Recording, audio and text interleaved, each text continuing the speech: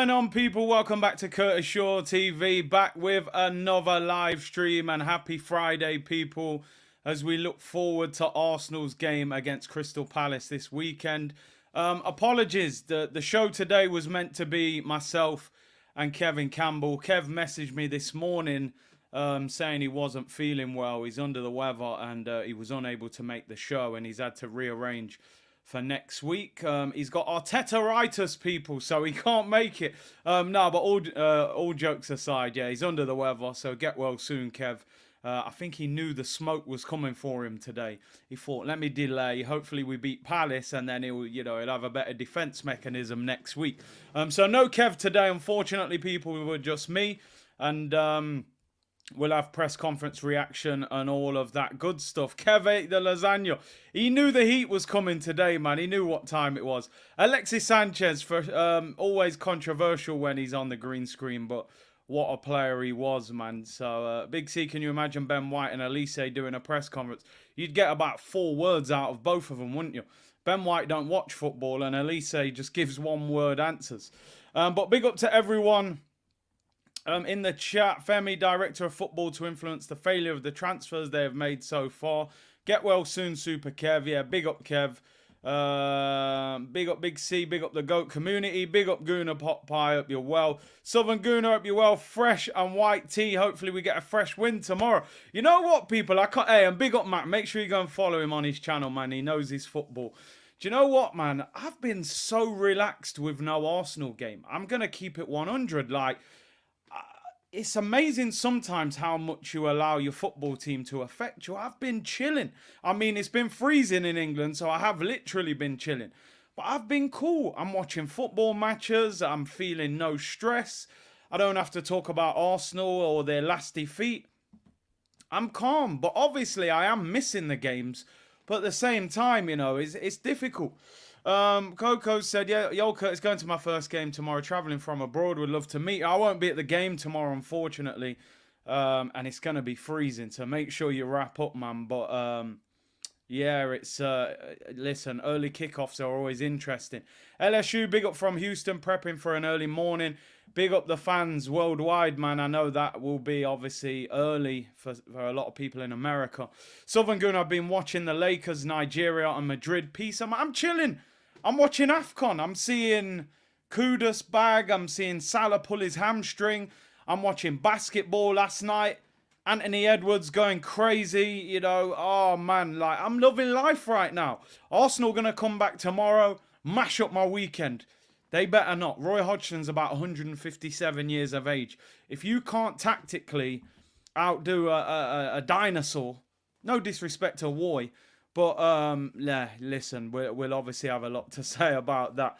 I don't know if Salah's injury is a good thing or not. I'm never wishing injury on anybody. What I'm saying is, would he have been better staying at AFCON, playing the whole tournament? Would he have been there longer? Does the injury now mean he comes back to Liverpool, ends up playing against Arsenal when we play them at the Emirates in a couple of weeks? I don't know. Anyway, let's talk about the Alexis green screen. Listen, just let it happen.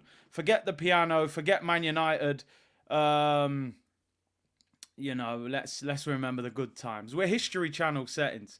And it was very interesting yesterday. Someone just said there in the comments, but we were talking about the 3 strikers that Arsenal will probably be linked with in the summer. Isak being the one that's emerging at the moment. Obviously, Ivan Toney and Victor Osimhen. I don't know if I'm completely wrong with this, but there's something about Osimhen that doesn't capture me. I don't know what it is, and I know yesterday he missed a sitter again, one-on-one. The game before he missed a sitter. I've watched him numerous times for Napoli, and I could be totally wrong with him. Maybe he is a gunman goal scorer and he's exactly what we need, but when I watch Osimhen, I never really come away from the game and think, wow, that's the guy we need. I don't really know, I'm not sure. And listen, he probably would score more goals than the strikers we've got at the moment. I just don't know. I don't think he's a guy that you would desperately pay your money to go and watch.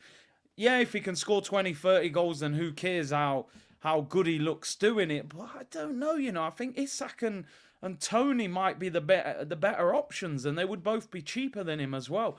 So you said the exact same about Declan Rice. I'll tell you the difference though. I said Declan Rice was overrated in terms of 100 million. And I believe he is. I don't think he is a £100 million player. But I never called him clumsy. You know, I said he's a solid player. He is better than I thought he was. But I didn't think he was 100 million. But with Osimhen, I'm not sure. I could be totally wrong. I think Isak looks like the more skillful player. And Tony's got 20 goals in the Prem, so I think you'd get Tony for 50, 60 mil, but he's a few years older. Isak is a better fit for Arsenal. And Jay said, just bring Tony to the carpet. Big up Dylan with the super chat. He knew we were coming for his claw. I was joking with Kev. I said, you knew what was happening today. He says it was, he's been ill for a few days. Weimar, big up to you, bro. He said, big up Big C. Arsenal will do no deals in the January window. Benzi would be a dream for 6 months, though. It does feel like we are doing absolutely nothing this January, which is very, very frustrating. I want to start off. Do I start off with the main subject, or do I let's get into it? Let's get into it. No hanging around here. The headline news of today, you've all saw it. Some of you may not have seen it. Emil Smith Rowe. I don't want to be the typical, moaner. Arsenal, I'm so laid back and relaxed and positive in general life, but Arsenal turn me into, like a moany old man sometimes. Why do they do it? Just keep us calm and happy. I'm a big fan of Emil Smith Rowe. I'm sorry, and I know some people think, he's not the same player he was. But where's the evidence? The guy's hardly kicked a ball. I ask him every summer, are you fit, bruv? He says he is. He's been back from injury for weeks. He's got trust the process tattooed on his stomach. And yet this guy can't get a kick for Arsenal. And I'm sorry, people. I'm sorry. If Fabio Vieira plays left number 8 and starts ripping up the place, I hold my hands up and say, Smith Rowe, no problem. If Kai Havertz comes in 65 million, starts banging goals in left, right and centre, in that left number 8, I hold my hands up and say, no problem. You don't need ESR because you've got this guy playing in this role. Kai Havertz has been horrific since signing. I think you know my opinion. I think I know most of your opinions. And Fabio Vieira, for me, I'd get rid of him in the summer. I'm keeping it 100. 2 years at the club, a good long-range shot at Brentford, and a good through ball to Jesus against Man United. Apart from that, he has done absolutely nothing. I would get rid of him in the summer. He's not built for the Prem. So, yeah, E. Ross said, man's going to need laser treatment. He's going to have to laser that off his stomach. This brother, number 10 shirt, new contract, England squad. Here we go. Saka and Emil Smith Rowe. They're going to have to remix the song. They're going to have to bring out a second version and remix it and take his name out of it. Let's talk about the story anyway. Jason Burt in the Telegraph confirming West Ham have registered an interest in signing Emil Smith Rowe on loan, although a deal remains some way off. It is being discussed with Arsenal. Apparently, the initial conversation was about Reece Nelson, but now attentions have turned to Emil Smith Rowe. For me, alone, this would be a shocker. This would be an absolute shocker for me. I wouldn't let Emil Smith Rowe go. I've said that many times. I'd be getting rid of Havertz and Fabio in that role before I got rid of Smith Rowe. However, if Arsenal decided, okay, West Ham want to sign him, we're going to cash in and take 40 million for him. And we're going to go and buy Ivan Toney, or we're going to go and buy somebody significant. I'd say, you know what? With a heavy heart, you're going to have to do it because you're getting rid of somebody to bring in somebody even better. But no, what is the point in loaning out Smith Rowe? Now, from Smith Rowe's point of view, he can't get a kick. West Ham keeps him in London. It's a good club. They're in Europe. He'll get game time. There's still an outside possibility he goes to the Euros in the summer. It's not likely, but it's not impossible. Give me a second. I've got a delivery at the door. He's banging down the door. Give me a sec. And it isn't merch, I promise.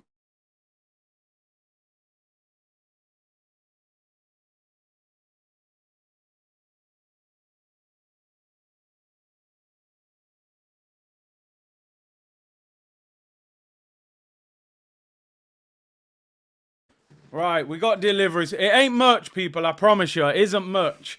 The guy was banging the door. I was going to leave it. Hey, big up Dud Pistachio. He said, hey, Curtis, would you mind giving my brand 22 Tango a little shout out? Want to give out some free tracksuits and would love for the C Unit community to be the first. Bless up Curtis and Cruz. There you go. Big up Dud Pistachio. He's messaged me and he wants to get the community involved. And I'm going to get the community involved in something else later in the show as well. Don't go anywhere. I look after the community. Big up Dud Pistachio. We'll get some giveaways, maybe some tracksuits. Big up yourself. And it wasn't the bailiffs, I promise you. It wasn't. And there ain't no next day delivery. I'm emotional right now with Arsenal. We ain't buying no much. But big up Nate. Listen. Emil Smith Rowe will be sitting there thinking, I can't get a kick. West Ham is a good move. They're a solid team. Stay in London. Big stadium. Play in Europe. Like I said, outside chance that you go to the Euros, although unlikely at this stage. So from ESR's point of view, it's a no-brainer. What do Arsenal get out of it, to be honest? On loan, I don't really know. Maybe Arsenal's plan is to sell Smith Rowe in the summer. And they're thinking if he goes to West Ham, has a good 6 months on loan, we get an increased value for him in the summer. But to me, he's too good a player that you shouldn't be loaning him out. If West Ham want Smith Rowe and you don't want Smith Rowe at Arsenal, to me, you sell him. That, you know, you gave them £105 million for Declan Rice. They've got cash on the hip. So they brought out this story yesterday saying how Smith Rowe is training like a beast in Dubai. I don't know if anybody saw that story. They were saying, oh, Smith Rowe is really looking sharp. The journalists are saying how good he's looking in training. And 24 hours later, we're talking about him going. Now, my initial feeling was, this is paper talk. It won't happen. That was my initial feeling. I'm like, Smith Rowe, why would you loan him out? It makes no sense. If it's not a permanent, I don't see why you would loan him out. However, and we're going to do press conference reaction later on in the show, when Mikel Arteta was asked about Smith Rowe potentially leaving, he did the old what he did to me in New York when I asked him about Mbappe. He said, we're not going to talk about individual players during the transfer window. Now, I understand that if you're being asked about a player from another club signing for Arsenal, because you shouldn't really talk about another player, but your own player, he could have quite easily said, he's our player, he's not going anywhere. So that tells me, and maybe I'm reading too much into it, I think he's open-minded about him leaving. Something is just not right between Arteta and Emil Smith Rowe. I want to know your thoughts in the comments, people. And I agree with Beer, Liverpool fan here. He said, play ESR or loan him. I mean, well, I'm probably at the stage of play ESR or sell him. Because what if he goes to West Ham and doesn't do well? What if he doesn't do well? And then they send him back. And then we can't sell him because he's looked bad for 6 months. And then we're not going to play him and we're stuck with him. To me, I would say to West Ham, if you want him, sell him. Right? If not, you play him. Havertz has not done anything really. A couple tap-ins. And Fabio Vieira's injured and done nothing. So, but he's going to force this Kai Havertz thing until the cows come home because he spent so much money on it. I'm disappointed if this happens. I'm going to be honest. Imagine finishing this transfer window with a weaker squad than the one at the start when we actually all said we need to sign someone. Shelby said, Big C, I said last season I will give this club one more season, then I'm done with Arsenal. I can't take anymore. Leahy said, maybe it makes sense with an obligation to buy. If it's an obligation at a good price, I understand it. It would still be frustrating because, you'd think we need the money now. But I'm not a fan of this. Arteta has done ESR dirty. We all said he would die on the Havertz sword. It feels like that. Southern Gooner said the brother saved his career and Arteta turned on him like a soap opera villain. This brother, December, he came into the team of that year when we was horrific. When we finished 8th, we had no creativity. He brings Smith Rowe into the team and then he gets Odegaard on loan. This guy gets 10 Premier League goals. Improves our team so much. Running between the lines, chipping in with goals and assists. I think Arteta's unemployed now. Or he's at Osasuna. if it isn't for Smith Rowe. He's had an injury problem, one bad season, and then, you know, he just threw him away, dashed him alone to West Ham.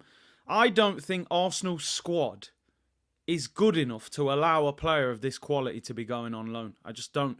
I think it's unbelievable that we could be in a situation where Kieran Tierney and Emil Smith Rowe are out on loan, when Kieran Tierney's better than any left-back that's fit and available at Arsenal at the moment, and Smith Rowe, for me, is a better attacking number 8 than Havertz or Fabio Vieira. So I'm going to be honest, if it happens, I will be disappointed. I hope it's paper talk. Listen, if there's an obligation to buy, like some of you have said, then maybe that's the angle the club are looking at and thinking, you know, that they can get good money for him in the summer. But if this is just a pure loan, I think it's ridiculous. I think it's absolutely ridiculous. I don't see what Arsenal gain from it. Yeah, you might get his wages off the wage bill for 6 months and a small loan fee. But anyway, let's hope it's not true, or let's hope Arsenal, you know, reject it and it doesn't go anywhere. But it was interesting that Arteta didn't, you know, refuse it in the press conference, when you would have thought straight away that he would have been quite damning with that. I'm just checking online because some of you are saying Arsenal have rejected it already. Darmeshev put 5 minutes ago, Premier League clubs interested in Smith Rowe, told he's focused on fighting for his Arsenal place, and unless something miraculous happens, he's not expecting to leave. Smith Rowe thought to be happy despite only starting 2 games this season. How has he had 2 games? And Fabrizio Romano said West Ham have approached Arsenal to discuss the loan deal. Talks taking place to understand if there's a way to structure the deal between the 2 clubs. So that sounds a little bit different. You know, it sounds as if Darmeshev saying, yes, Smith Rowe wants to stay. That's cool. But Fabrizio basically saying if they can figure out something that works for both of them, they might be willing to do it. So yeah, it sounds like it's not impossible for it to happen. Snake Eyes, big up, bro. He said, Big C, the issue is ESR needs a run of games. I don't see that at Arsenal. And I understand that. He does need a run of games. My question is always, why is he not getting a run of games? It's not like the 2 guys playing in front of him are ripping up trees. What has Fabio Vieira done this season, and what has Havertz done? You know, so if I was Smith Rowe's agent, I can understand why he's probably looking for a move, but I think this is another mistake. 2 games, says Rowan. Arteta knows ESR will outshine Havertz if he gets more minutes. He might want traffic out of the way, because the less players that can play in that position, the more he kind of has to play Havertz. It's frustrating. Valeria said, my problem with Tierney is he can't stay fit. Would it have been playing if he was still with us? Injuries frustrated the hell out of me. It's true. But then we've also got to look at how injury prone is Zinchenko. Zinchenko's super injury prone as well. You know, people forget that, and he's not even a natural left back. I don't hear people saying, maybe we should consider Zinchenko. Zinchenko last season was his first season at the football club, and he played 27 games out of 38. He missed 11 games. That is a large portion of the season that he missed in his first season. He's played 18 so far this season. He's currently injured at the moment. At Manchester City, his highest season was 20 games. Now, maybe that was injury or selection, but this guy has never played over 30 games in a Premier League season. So Zinchenko is injury prone as well. But yeah, it is what it is. Shelby said, Big C, the question is, what will you and other big content creators do to get the standards back up? Protest what? We need everyone to unite and get the owners out. You need unity for that, don't you? That's the key word that you said. We need everyone to unite. If everyone has the same focus, then we can do something. If they don't, and we're all split and divided, then nothing's going to change, I'm afraid, you know? Let's smash the likes up, get it to 1,000 likes and subscribe. Road to 100k. For those of you just tuning in, Kevin Campbell, he messaged me this morning. He said he was ill and he was unable to make today's show. Hopefully he'll be back on next week. I think he ran from the smoke a little bit. But big up, Kev. Get well soon. Marco said, can't lie, I'm nervous about tomorrow's game. Better here talking the hardest on full volume at the Emirates like a ring walk. None of this North London forever. Well, you know, he needs his goosebumps, don't he? Martin Odegaard. I get goosebumps every time I hear North London forever. I get those goosebumps every time. I don't know the rest, but you know what I mean. Travis Scott settings. Big up Marco. Sniper Scope. Big up Big C. Didn't get my Arsenal voucher. Now, they said that they've messaged you on social media. I don't know if you're on Instagram or on Twitter, but message Fantasy 5. Your voucher's there, ready and waiting. They said they'll send it to you. So message them. And they said they will email it to you, so you will get it. And David said, sell ESR alone will improve West Ham. Arteta does not trust him. No player has come back from loan and was trusted by Arteta apart from Saliba. And he had no choice with Saliba. There was even rumours at one stage they were thinking about selling him. So imagine if that would have happened. That would have been wild. And Young Gunner said, what does this say to the youth team about an Arsenal future? Saka and Eddie are the only ones he used. ESR and Nelson are not trusted and chooses not to bring on youth in a dead rubber against PSV. Let's be honest, Saka's the only one that he's giving real game time to at the moment. So yeah, you know, these youth team players, Project Youth, but no one from the youth team can get a kick at the moment. Big up Young Gunner. Anyway, speaking of Fantasy 5, and yesterday, they sponsored yesterday's show. They are going to be sponsoring today's show again, and the comeback with another opportunity for the community. I said, listen, C-Unit business, we have to look after the community on this channel. Yesterday, they gave away a £50 voucher, and they've said, you know what? Because it went well yesterday, lots of you signed up. They will do one more. So, Fantasy 5 is a fantasy football website. All you need to do is choose one player in each of the 5 games to beat their fantasy points target. If all of them beat it, you win £5,000. It's completely free to play, no gambling. All you got to do is sign up, get a username. Now, what they're going to do is, after this show, put a comment after the show has finished with your username, and they will give away another Arsenal £50 voucher. I will announce it at the end of the Arsenal Crystal Palace game tomorrow. So it's available until 12:30 p.m. tomorrow. So even if you're watching this show back on replay, sign up. It takes 2 minutes. You pick your player. So like, for example here, they're predicting Gabriel Jesus 6.5. If you pick him and he gets more, you win that one. You then go to your next game, Brentford against Forest, pick another player. If you win in all 5, you win £5,000. 2 people have won it so far this season, and there's other prizes to win as well. So sign up, put your username in the comments after the show, and then I will pick someone at random tomorrow at full time in the watch along. So make sure you click the link in the description. Shout out to Fantasy 5 for supporting the channel and coming back with another Arsenal voucher. And all you've got to do if you do win is message them on social media, and they will get the voucher to you by email or through the post. So big up, shout out Fantasy 5. He said, get well soon, Kev.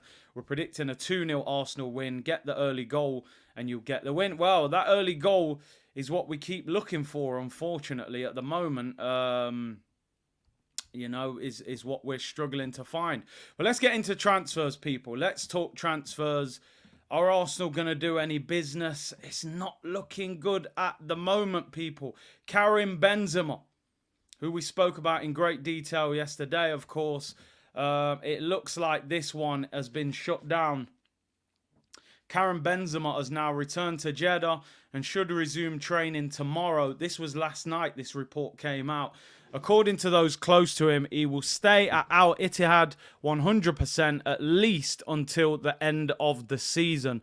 Obviously, the contract is absolutely massive. I revealed yesterday, £2.8 million a week, his contract with bonuses. It's an unbelievable contract. And you know, obviously, he's not just going to walk out on that easily.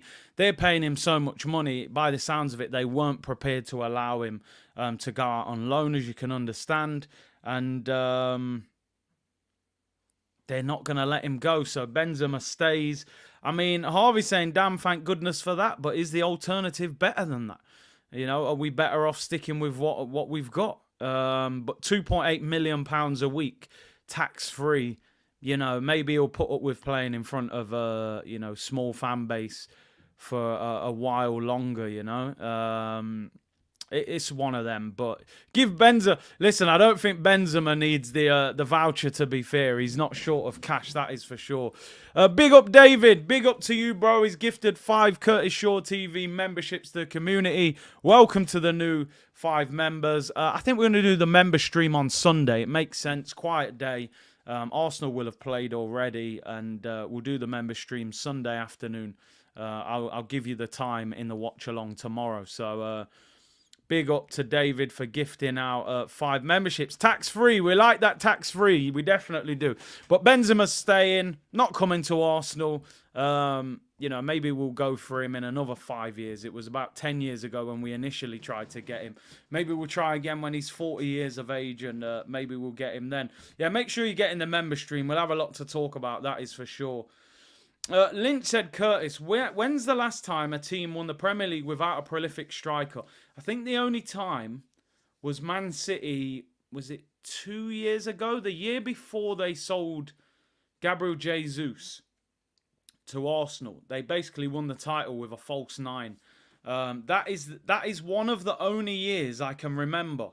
And probably the Liverpool year, you could argue that Firmino was not a prolific goal scorer, but Salah was getting the goals of a striker and Mane was getting the goals of a striker. So their goals came from somewhere else. But yeah, the 2021 Man City, but they scored so many goals from all over their team. That was the difference. De Bruyne would get you 10-15. Mahrez would get you 10-15. Foden the same. So you look at all the other years of Premier League going all the way back. Nearly every team has had a goal scorer. Diego Costa at Chelsea, Drogba at Chelsea, Omri and Wrighty at Arsenal. You think about Van Nistelrooy and Cantona, Rooney and Ronaldo at Man United. You think about City have had Aguero and Haaland. You've got to have a prolific goal scorer in your front three, in my opinion, to win the title. That Man City season is different because they got goals from everywhere, but we just don't have that. Football Capo, yo, Big C, shout out my sis Nicole, currently in London. Let her know about AFTV and where to walk with the Ashburton Army. Been to the pub, best pub to watch the game. Did I message you back? I'm pretty sure I messaged you back. Yeah, Tony Adams' statue is where they do the AFTV interview after the game. Tollington pub is probably the best pub in my opinion if she's wants a pub to watch the game. So I'd get in the Tollington, 2 minutes up the road from the Emirates. So big up Football Capo. Dre said Pep changed the game and Arteta killed it. It's one of them, innit, You're copying the homework of your friend and you've copied it wrong and failed the exam while he's passed with flying colours. You got to revise yourself and do your own homework, Enter the Bruce said, I'll be at the Emirates tomorrow, Curtis. We need to bounce back, but I can't lie, I'm not even that confident. Yeah, I agree. Palace at home is a game that really we should be looking at with confidence. I'm not confident, but that's because of what's happened over the last few weeks. Let's talk about Crystal Palace, and let's talk about one of their best players, Michael Olise, who, by the way, is out injured tomorrow, which is fantastic. Because I was genuinely concerned about the fact that we don't have a genuine left-back at the moment. Zinchenko apparently is not going to be back for this game. Obviously, Tierney's out on loan, so that's going to mean we're probably going to end up playing Kivy or Cedric at left-back. An inform Olise would have dealt with either one of them, I'm pretty sure. But Michael Olise is out injured, but Arsenal are interested in signing Michael Olise this summer. Very good player. ESPN reporting Michael Olise is on a list of right wingers that Arsenal are interested in this summer, along with Pedro Neto. The 22-year-old French under-21 international is believed to be seeking a move this summer, has been linked with Liverpool, Manchester United and Arsenal, although it's believed he would rather join Arsenal than Manchester United. Always good to hear, of course. He nearly joined Chelsea in the summer, but signed a new double your money contract that is believed to have a £60 million release clause that is active from the summer of 2024. Would you pay £60 million for Michael Olise? Now, I'm going to say it straight up and down. I would sign Olise all day long. I think he's a brilliant right winger. Right? I think he's a really good player. 22 years of age. Yeah, it's a no-brainer to bring him in. Will Arsenal spend 60 million on a right winger when they're so caught up in Saka? You know, they hardly ever take Saka off the pitch. So are they going to spend 60 million on a player that is probably not likely to start that often? But obviously the good thing is, I mean, listen, I'm not saying me. I would still like to see him come through the door for Arsenal. I suppose what you can say is he can probably play on the left. And I want Arsenal to be more versatile. I'm going to put a poll up. Let's get the first poll of the day. More polls than an Atlanta strip club, people. 2 right wingers we've been linked with. Pedro Neto, Michael Olise. If you had to choose out of those 2, who would you rather see brought into the club this summer? Neto started this season brilliant. Obviously suffered an injury again. Olise is injured at the moment and won't play against Arsenal tomorrow. Which right winger would you prefer this summer? Olise or Neto? 2 great options, by the way. I got to be honest, I would be more than happy with either one of them. Just the way Arsenal do business, it would be interesting to see Arsenal spend that much money on a player that's probably not going to start. But you never know. Maybe he would start. Maybe he'd move him around somewhere else. Let me know. The poll's up, people. Would you rather have Neto or Olise? For me, Neto is very explosive. I think I've seen Neto put in better performances, but I think the problem with Neto is the injuries. You know, I'm concerned about his injuries. He had that big injury. He's come back. He's done his hamstring this year. Sometimes you get one big injury, it leads to other injuries around your legs. So I'm just, you know what our training ground's like, you know, that car park. I just don't know about Neto's injury problems. But looking at Olise here, looking at Olise, people saying in the comments Olise is injury prone. He played 37 games last season out of 38. He only missed 1 Premier League game last season, although he's only played 9 this season. Crazy though, Olise only scored 2 goals last season in 37 games, although he did get 11 assists. This year he's got 5 goals in 9 games, so considering we've played 20 games, he's already missed 11. He won't play tomorrow, that's 12, so maybe it's a one-off, but yeah, it's not good when you see these guys getting injured. Looking at Pedro Neto, I mean, Neto's highest season in terms of games was 2021. He played 31. In 21-22, he only played 13 games. In 22-23, he only played 18 games.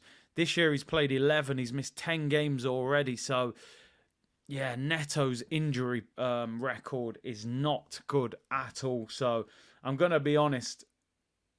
I like Neto. I think he's a bit more quick and direct, but that injury record is pretty horrific. He hasn't even played 20 league games in the last 3 seasons. 13, 18 and 11. So we just can't afford another injury-prone player. That's the problem. So I go with Olise. I don't know if I kind of feel like I would have maybe took Neto if they were both fully fit. He's a bit more explosive, but Olise, yeah, I want us to sign somebody that's going to be on the pitch. That's all I can say. Phil, thank you for the super chat. He said, how about Larin from Mallorca? Jonathan David from Lille, fresh Canadian content. Phil, Southern Canadian. Guna, big up yourself. Jonathan David's gone quiet, hasn't he? You know, about a year or 2 ago, we were consistently linked with him, and he hasn't really had that move yet from the French league that we all sort of expected him to get. He's still over there at Lille. I mean, he is getting progressively better. He scored 13 goals in 2021, 15 in 22-23. He got 24 goals last year. He's got 6 so far this season. But yeah, that move just hasn't come for him. I don't know what the problem is. He seems to have fallen off the radar a little bit. I'm just not sure if he's quite the Arsenal level that we need at the moment. But yeah, it's an interesting one. Chris said, as much as I like Neto, we need to stay well away from players who have proven to be injury prone.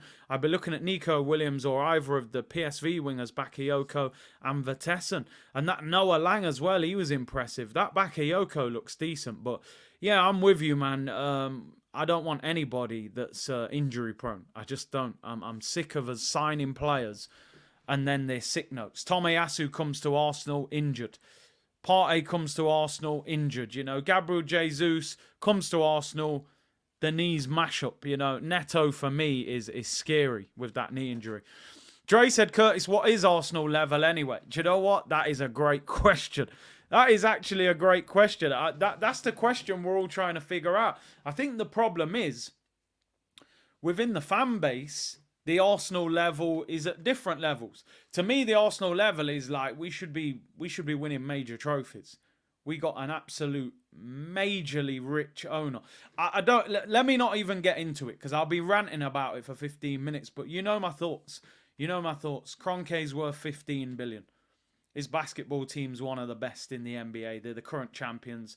LA Rams won the Super Bowl. I went to that SoFi Stadium. It's one of the best stadiums I've seen. It's unbelievable. You know, it's got palm trees and a beach outside it. We've got, you know, a petrol station and a shop selling Prime for about £15. That's all we've got. Do you know what I mean? And we're out here getting to January windows talking about we can't buy anyone. So I don't even want to start talking about the Kroenkes, man. But the Kroenkes and Arteta, for me, they're all under the same bracket, and it's not quite enough, in my opinion. But we are where we are. Let's just focus on the task in hand at the moment, that is Crystal Palace. But Olise, for me, would be a very good signing. I think there'll be a lot of competition for him, would be my issue. There are a lot of stories going around that Saudi offer for Salah is going to come back in the summer. That would mean they will need a right winger. Olise would potentially be first choice. You look at Manchester United, Anthony's been horrific for them. Sancho's out on loan. I think Olise would start for Manchester United. The only thing I would say is that if those clubs came in for Olise and Arsenal did, you would be thinking, if you're him, go to Man United or Liverpool and start rather than going to Arsenal and having to compete with Saka. That would be my only thing that I would think may cost Arsenal getting that move. Beer said, smash the likes. Come on, 1.8k in here, only 290 likes. Come on, let's do this. Appreciate the content by liking, exactly. Completely free. I can't forget the yard shop outside the Emirates as well. They do some good jerk chicken. But, you know, I think at the moment, I think this break came at the right time. I actually felt like I needed it myself.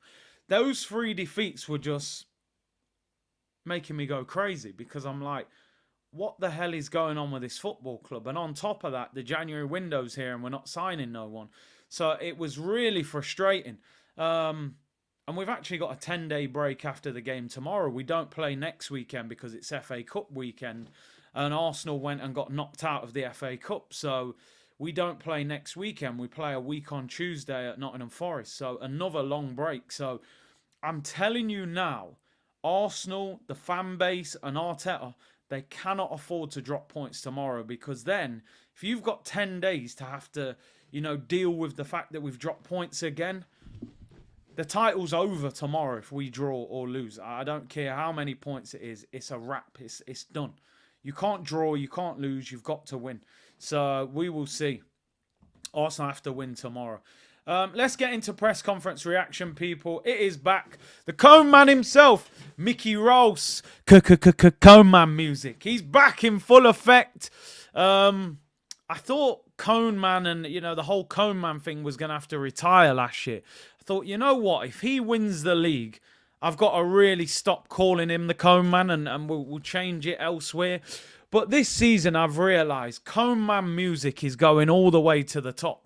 Not to the top of the Premier League, to the top of content creation on YouTube. It is Cone Man music to the world and back, people. They were calling him Cone Bay. in Dubai. Forget Salt Bay, it's Combe Bay, people. We can't sign anybody. We've lost 3 games in a row, but no problem. He's eating gold steak, being fed it by Salt Bay while he uncomfortably holds his hand, leaning on his shoulder. But we'll save that conversation for another stream. But anyway, he's back. He's got a suntan. He's at some great food. And there's no excuse. If we perform badly tomorrow, we will be a meme all over social media thanks to that video. But it is what it is. Maybe the steak, the 20 grand steak might make him a better manager. But anyway, he's back. Let's hear what he had to say. You know the drill. If he's waffling, we're skipping, people. So let's see what he had to say. I didn't watch the whole press conference. I just saw the quote about Emil Smith Rowe on how the injury. Do you know what? I absolutely hate this question. Every time he gets asked this question, what's happening with the injured players? He'll say, oh, we don't know how everyone's doing. We've got another training session this afternoon and we'll know tomorrow. No, you do know. I get it. You're a manager. You don't want to give the opposite manager, a rundown of who is and isn't available. I understand it. But it's frustrating. Obviously, we've got no Zinchenko, no Gabriel Jesus, no Timber, no Thomas Partey, and we've also got El Neni at AFCON and Tomiyasu at the Asia Cup. So we've got a number of players missing.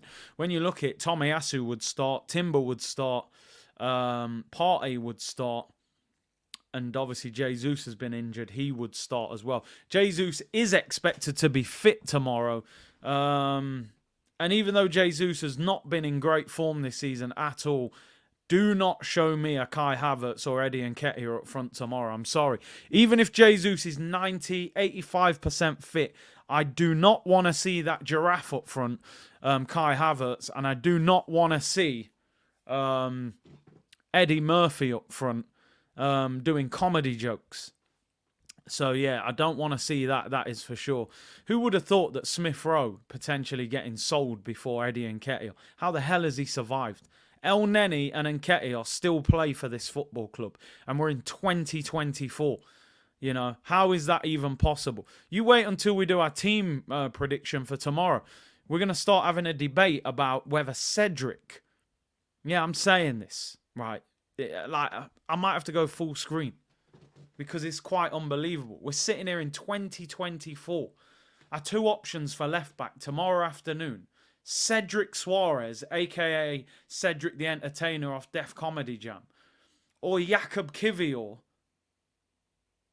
the twerk merchant.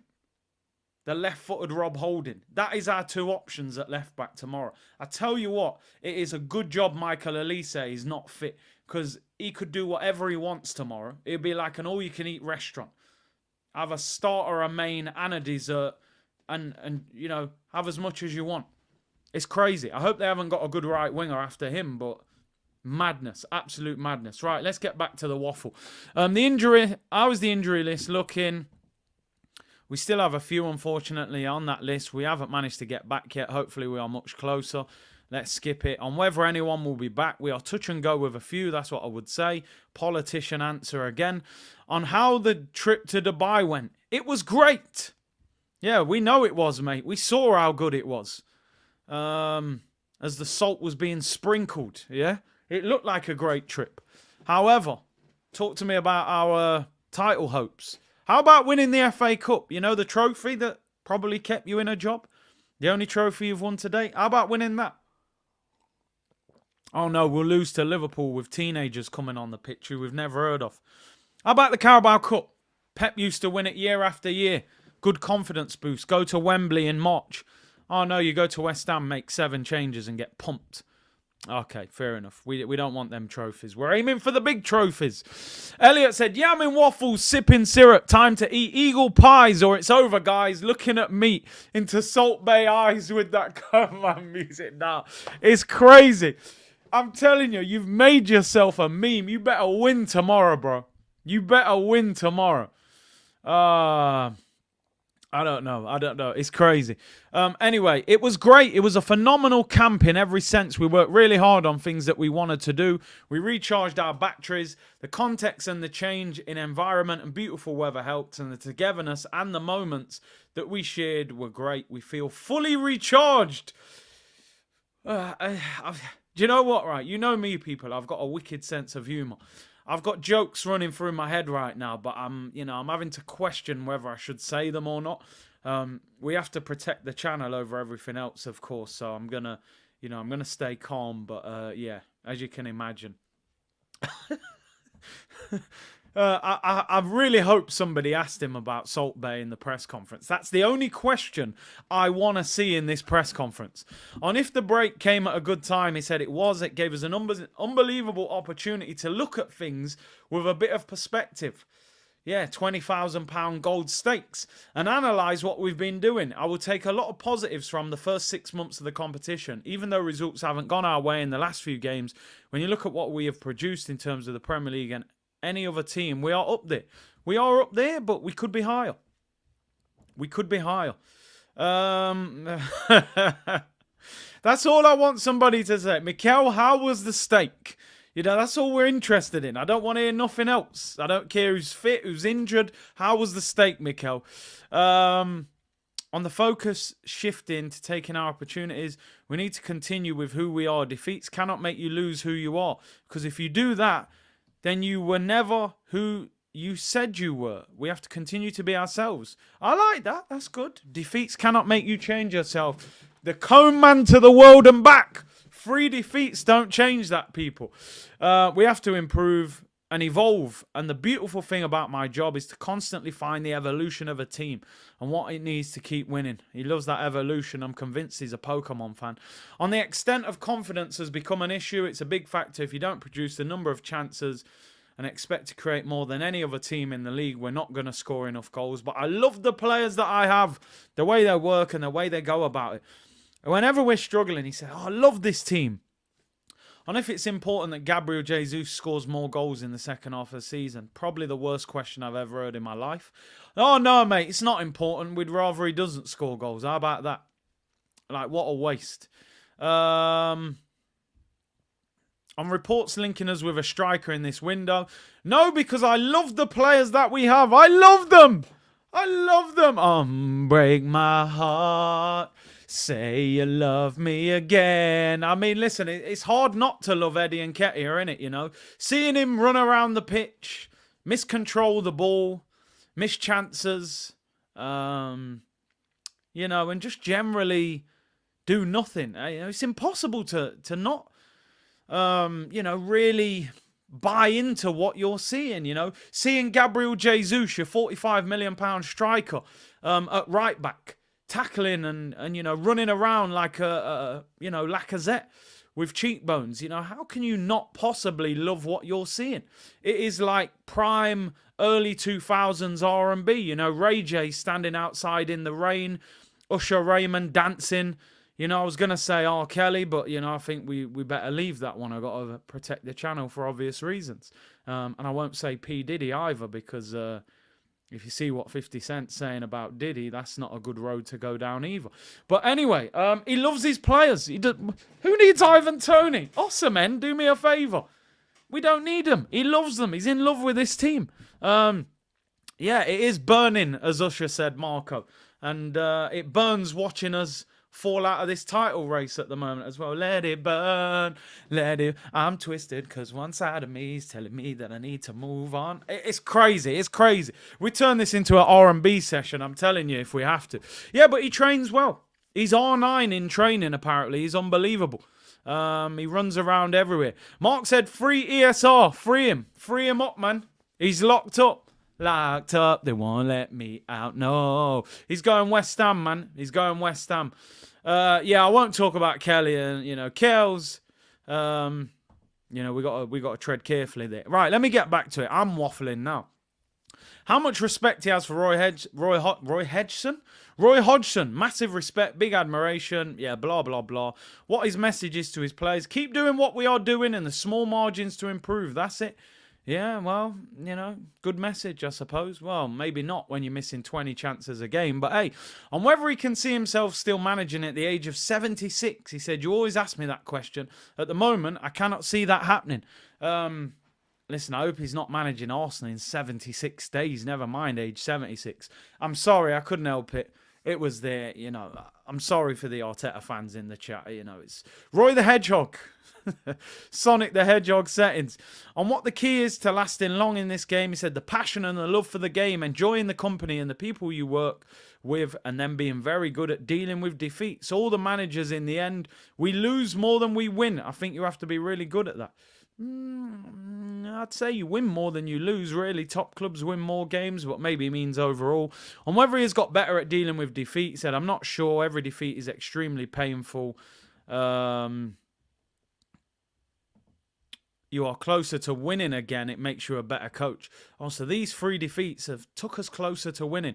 It's the Rob Holding derby, but Rob Holding can't get a kick at Crystal Palace. War, even at 76, can see that this guy's washed up. Bruce said, Curtis, it's crazy how us fans can see some of these players are not good and a supposed manager can't see it. That's beyond me. Stubborn. These guys, they see the game in a different way. He would say he knows more about football than us. Now, I know Kev today's pulled a sickie, but get well soon, Kev. The smoke was too much. No, he's coming on next week. But yeah, he loves his team. He loves his players. He's going to protect them any way he can. On whether it's difficult to get the crowd going in an early kickoff, he said, we need to get them going, but they've been exceptional. The team is motivated to attack the second half of the season. What was the highlight of the trip to Dubai? He said, the beautiful moments we spent together.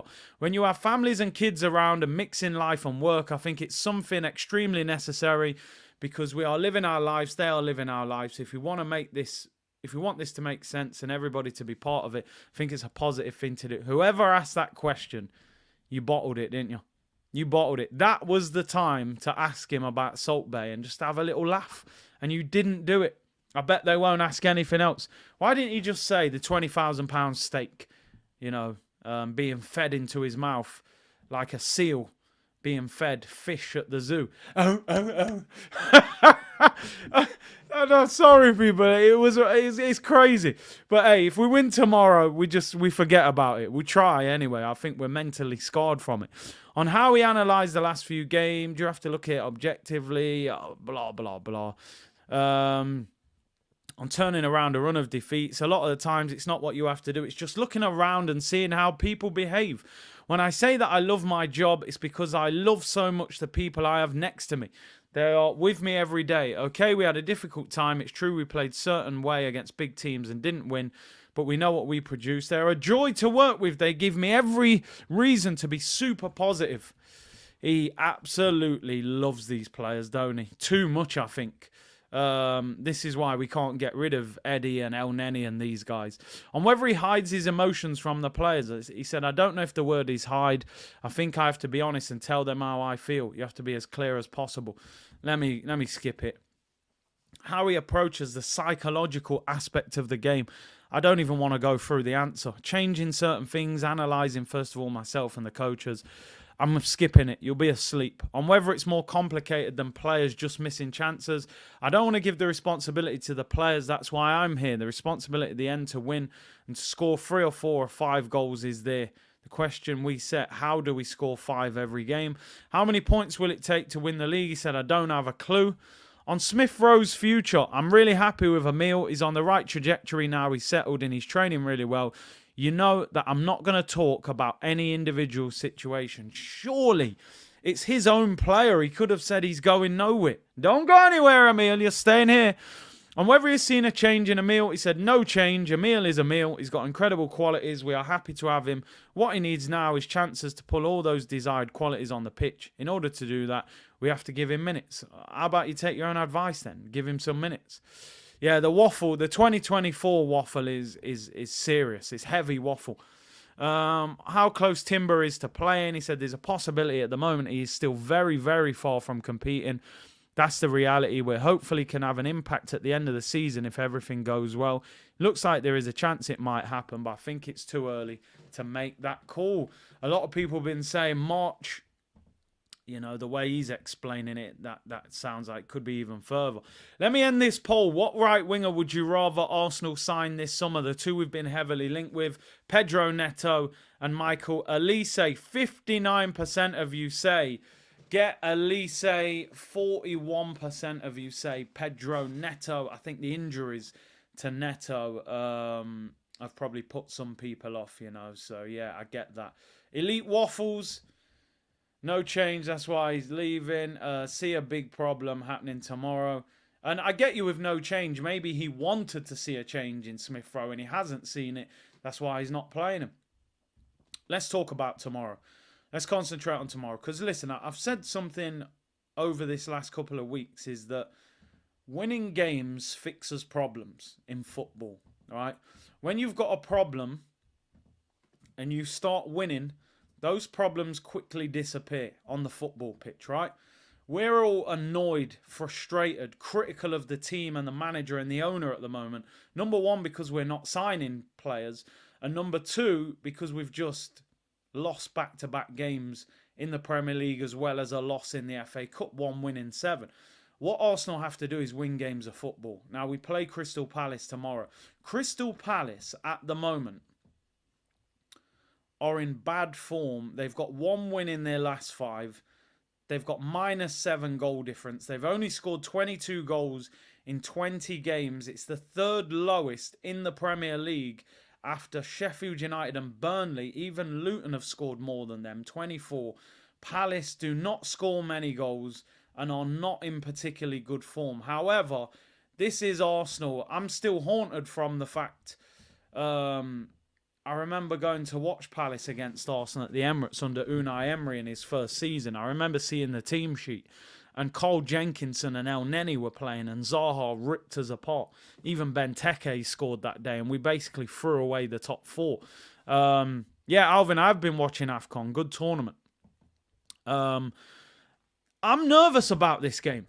I'm going to be totally honest. Listen, I've tried to give you some positives there about, you know, what Palace are not doing well and how we can try and expose them. But Palace also drew 2-2 away at Manchester City. They only lost 2-1 to Liverpool at home after getting a red card. Roy will turn up, he will park the bus, and he will try and hit us on the break. We know that, you know, Eze is still a dangerous player. They don't have Olise, who is injured. They don't have Jordan Ayew, who is at AFCON. So there are a couple of players missing, but, you know, they've got Mateta, they've got Odson Edouard, they've got Eze, you know, and Anderson, those guys in defence. It will be difficult. They will not make life easy for us. And they will make it difficult for us to create chances. And we have to deal with what they've got to offer us. The longer this game is 0-0, the more nervous we're going to get. We need to score early, take away some of the pressure, and then hopefully, you know, we can get a couple more goals. But I'm not confident. I am not confident. 1 win in 7, you know, losing at Fulham, losing against the Liverpool team that had, you know, kids playing. This team have to respond. Like I said, people, Crystal Palace played midweek in the FA Cup. There is absolutely no excuse for the energy levels. We've been to Dubai, they've ate 20 grand steak. There's no excuse. They played on Wednesday night away against Everton in Liverpool and lost 1-0. We've been chilling in Dubai in 35 degrees. You know, there's no excuse for this team. If they don't win this game, we are out of the title race, in my opinion. Simple as that. I'm not even sure that we're in it at the moment, but a few wins and, okay, we are still in the mix. But if we do not get 3 points tomorrow, forget it and write it off. In fact, we are then looking over our shoulder for top 4. So they have to win. I really hope they put in a solid performance. I think this will be a close game. I've predicted a 2-1 win, which is a very, you know, unconfident victory, if that is, even a thing. And we're going to do a predicted lineup. Snake Eye said transfers are being poor. Kivy or Fabio. Kai Havertz, Lokonga, Nuno, Pablo Mari, Marquinhos, Trusty. Need I continue? You know, you can add Renarsson, you know, Jorginho. There's more. Add that up, it's over 100 million that are all port. I think you'd get, you know, closer to 150 as well. You know, I think Havertz and Fabio is 100 million straight off the bat. You got 25 for Kivior, that's 125. 15 for Lokonga, that's 140. Nuno was 8, that's 148. 3 million for Marquinhos, there's 151 million. Pablo Mari was about 9 million, there's 160. Trusty was 3.5. You can add another 5 for Matt Turner, 12 for Jorginho. You're going to get close to 200 million. That's just been absolutely wasted. Danette said, Devil's Advocate, Kai has scored more than Martinelli. I am no Kai fan, just to be clear. I hear you. Listen, Martinelli and Jesus, they're not hitting the back of the net anywhere near enough. So you're right. The Cone Man said Salt Bay had permission to feed me. I love my team. He said, feed me, man. It was crazy. It was all wild. Predicted lineup. How do we think we should line up? How do we think the manager will line up is the question. Let's have a look. At the moment, we don't know if Zinchenko will be fit, but it's said that he won't be. In goal, I'm going to be totally honest. I would play Aaron Ramsdale. It's not going to happen. It's not. I thought he had a great game against Liverpool. People said his kicking's not good enough. He set up a one-on-one after 50 seconds. It's going to be David Raya. But I'm still not convinced David Raya is better than Ramsdale. Centre-backs pick themselves. That's one good thing. I tell you what, an injury to one of these two, and we are absolutely a cat D right off the car's mash-up. Ben White, the guy's in horrible form at the moment. We need a performance from him. Oh, they're not even calling him Benjamin White anymore. It's just Ben White. They've had enough. Now, left back is the most disgusting argument, as I said earlier, that I've probably ever had in Arsenal history. Cedric or Kivior. I mean, it's 2024. It's Arsenal, and we're having a debate about Kivior or Cedric at left back while Kieran Tierney's out on loan. I'm sorry, like, are you telling me there's not a player in the youth team? They do documentaries about Hale End. Hale End, a fortress where youth team players are consistently produced, and we're playing Kivior or Cedric. Now, I was on a show yesterday with Dan Potts and Troops. Big up them two. Potsy was suggesting Saka at left back. Now, Saka came through as a left back, so he clearly can play there. I just don't think the manager will do it. Our attack is so lackluster at the moment that the last thing he's going to do is take out the guy that is actually producing the best numbers out of the front three. I'm going to be totally honest. I actually think Cedric is better than what I've seen of Kivior in the last few weeks, because at least Cedric is a natural fullback. Petrol station taxman, met him in the petrol station. I'm going to be honest, I think Kivior is horrific at left back. Like, absolutely dreadful. And trust me, putting Cedric in an Arsenal team is unbelievable that I'm even doing it.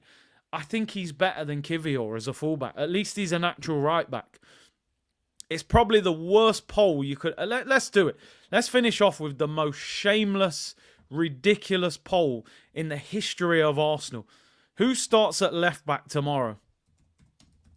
And I'm just going to put those two, because there's no way he starts Saka. Who starts at left back tomorrow? Kivior or Cedric? I genuinely think Cedric is better than him. Honestly, Kivior can't play at left back. He can't invert. He doesn't get forward. It's the most shameless, filthiest poll you've ever seen in your life. It's horrific. Maybe play 29 there. He played there for Germany. Add a non-applicable option. I should have. Maybe we just don't play with a left back. You know, just leave that space empty. Cody Mystified said, I can't do it. I can't vote. It's like liar, liar. Like, deep down, you can't pick any of them. They're both horrific. But I genuinely think Cedric's better than Kivior. Joseph said, Jesus on the wing, Saka at left back. Can you imagine Arteta playing Saka at left back? I just don't think he will. He don't move him from that position. The midfield, I've been saying it for weeks. I mean, it ain't going to happen. I want to see Smith Rowe start next to Martin Odegaard and Declan Rice. However, the guy's being linked with a move. So the last thing he's getting is a start tomorrow. That would be my midfield. Rice, Smith Rowe, Odegaard. Smith Rowe's got a goal in him. He can dribble. He can pass. Odegaard, at the moment, is not playing well. Smith Rowe will be Kai Havertz. Unless Jesus isn't 100% fit, then maybe he'll go for Havertz up front again. We could play a back three and play with 3 centre-backs. That's another good point. 3 at the back. Put Jorginho in midfield. Yeah. I mean, when's the last time Arteta played 3 at the back? I think that was the season we won the FA Cup, when he was playing Maitland-Niles and Saka at wing-back. He hasn't played it for years. So I think he'll just stick with what he knows. And the front 3, I mean, you've got to try and play them into form.